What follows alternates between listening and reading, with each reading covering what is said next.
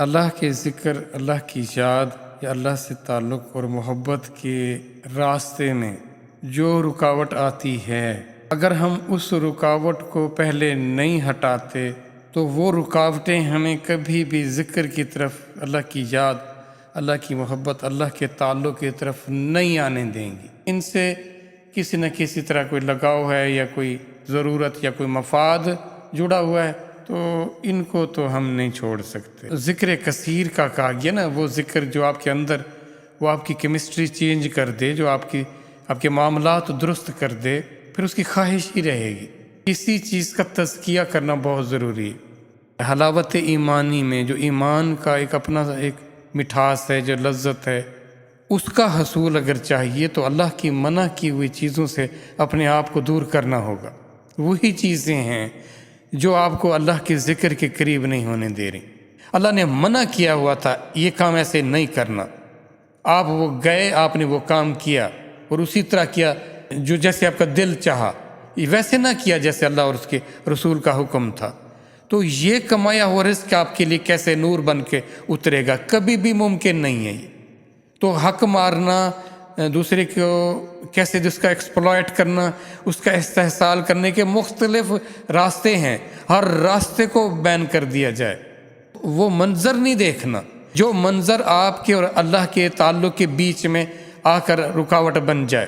کسی کی ایسی چیز، چمکتے دمکتی چیزیں نہیں دیکھنی جو آپ کو، آپ کے نفس کو مزید ابھارے، جو آپ کو خام خواہ ایکسٹرا انرجی ہو، اس کو پھر سمجھانے کے لیے، دبانے کے لیے کیا ضرورت تھی نظر کو اٹھا کر اس چیز کو دیکھنے کی؟ ہوئی نا خواہش، فلاں کا گھر ایسا، فلاں کے کپڑے، فلاں کے زیور، فلاں کے برتن، فلاں کا فرنیچر، کیا ضرورت تھی اس کو دیکھنے کی؟ دوسروں کو آپ نے اس حوالے سے دیکھا ہی کیوں جو آپ کے لیے بے چینی بن گئے؟ کچھ ایسا سننا نہیں ہے جو آپ کی روحانیت کو خراب کر سکتی ہے، کوئی بھی ایسی آواز وہ نہیں سننی۔ پھر دیکھیے گا کہ آپ کے اندر وہ ذکر کی طرف رغبت کیسے ہوتی۔ پرہیز بہت ضروری، اور جتنا آپ لوگوں سے کم تعلق رکھیں گے اتنا بچ پائیں گے۔ وہ تعلق اللہ کے دین کے لیے ہو، اس میں کچھ حفاظت ہو سکتی ہے کہ اللہ سے تعلق اور محبت نہ ڈسٹرب ہونے پائے، تو لسٹ جتنی تھوڑی ہوگی مینیج آسانی سے کیا جا سکے گا۔ اور ہم چاہتے ہیں کہ شہرت کی بلندیوں پر ہوں اور لوگ سب ہمیں جانیں، یہ تو اپنے آپ کو برباد کرنے کے مترادف ہے۔ قلیل کلام، قلیل طعام اور قلیل نام، یہ کہا جاتا ہے باقی جو وقت بچے گا نا، جو انرجی بچے گی، وہ اللہ کے ذکر، اللہ کی یاد کی طرف لگا دیں۔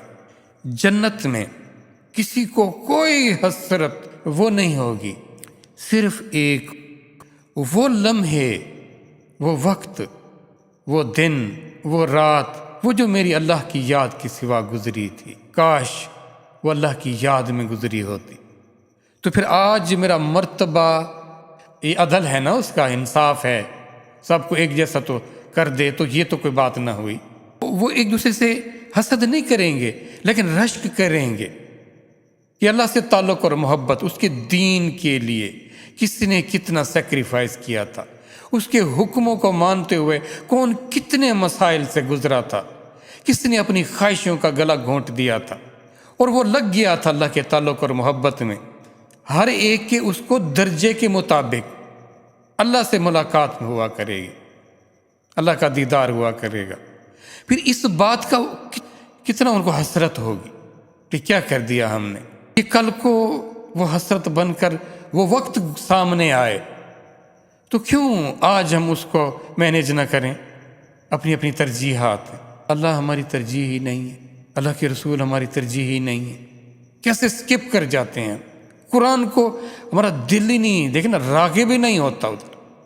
اس کا مطلب ہے وہ بیچ میں روڑے اٹکے ہوئے، وہ رکاوٹیں حائل ہیں، وہ نحوستیں موجود ہیں جن کو میں نے دور کرنا تھا، جس کو آپ نے دعوت دی تھی، جس کی طرف آپ گئے تھے، آپ نے ان سے دور ہونا ہے، آپ نے ان کے لیے دروازے بند کرنے ہیں، بھلے اندر دم گھٹ جائے، دروازے بند کر دو ان کے لیے۔ پھر دیکھنا کیسے فراخی نصیب ہوتی، وہ فراخی نہ صرف اس جہان میں بلکہ اس برزخ میں، اس قبر کے اس تنگ تاریک گڑھے میں پھر کیسے فراخی نصیب ہوتی۔ کیونکہ وہ اپنے اندر اپنی فراخی کو محسوس کرے گا۔ حقیقت میں آپ اپنے آپ کو اندر جتنا روشن اور آباد دیکھتے ہو اللہ کی یاد سے، اللہ کی محبت سے، اللہ اور بڑھا دیں گے۔ پھر کیسی وحشت، کیسی پریشانی اس قبر میں، لیکن وہ جڑی تھی اللہ کی یاد سے، اللہ کے ذکر سے، جس کو ہم مؤخر کرتے رہے، ٹالتے رہے، اور نوبت پھر وہاں تک آ گئی۔